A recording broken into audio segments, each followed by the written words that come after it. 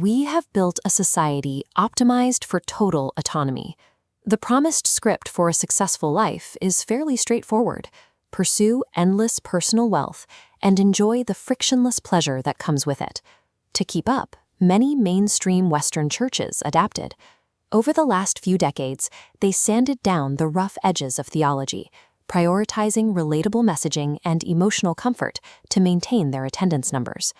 But for many, a life spent scrolling through dating apps and corporate spreadsheets feels like a slow, quiet evaporation of the self.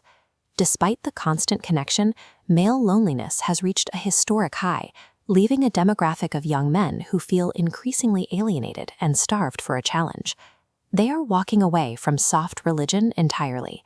Instead, they run toward the most rigid, ancient, and demanding forms of faith they can find. While contemporary institutions struggle to retain men, high church spaces are seeing a sudden surge. This includes the intricate liturgies of Eastern orthodoxy, traditional Catholicism, and the intellectual rigidity of Reformed Calvinism. This chart visualizes the demand paradox.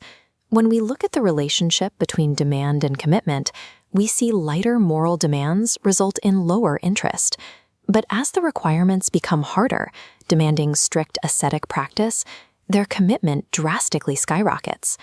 For a generation drowning in a sea of limitless freedom, the act of voluntarily submitting to strict boundaries and ancient dogma is the ultimate countercultural rebellion. This journey often starts with a secular spark. Intellectual figures like Jordan Peterson gave young men the permission they needed to take religion seriously again, framing the Bible as a psychologically essential map for life. Social media algorithms quickly supercharge this interest. They funnel users into a trad bro internet aesthetic, a subculture that blends mid-century fashion and weightlifting with a heavy dose of old-world grit. This has transformed faith into a grueling physical endurance test. These men have largely traded emotional comfort for the rigors of an athlete, viewing their spirituality through the lens of the gym and the battlefield. The routine is framed as spiritual warfare.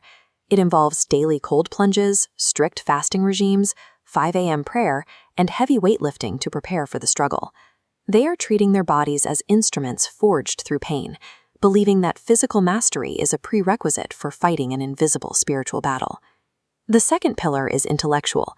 These men are walking away from the modern idea that truth is subjective, seeking out absolute, unmoving, and objective claims about the world.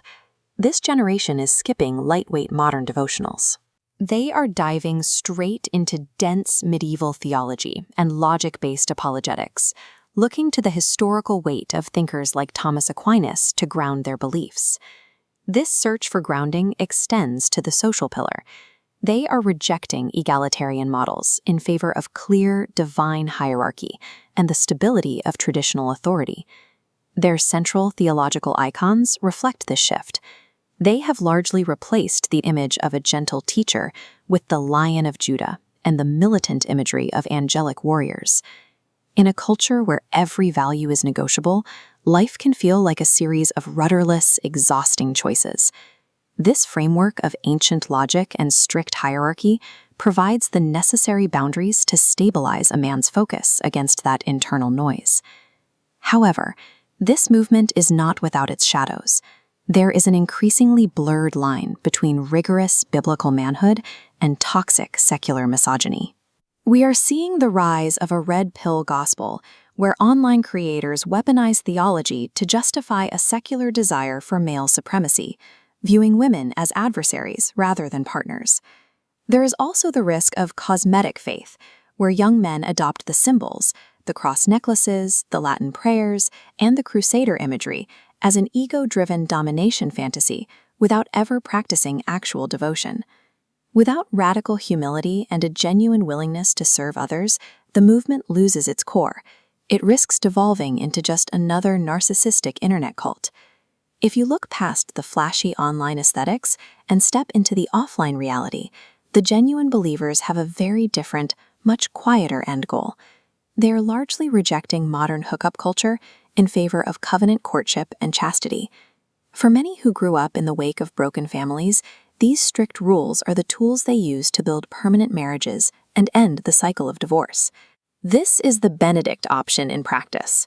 It looks like young families deliberately moving to rural areas to build parallel economies, support small businesses, and found independent classical schools. They are redefining masculinity as absolute strength, forged explicitly for the service, protection, and elevation of the weak. The new patriarch defines his manhood through the voluntary acceptance of responsibility. He treats the heavy load of family and community as the essential antidote to a meaningless life.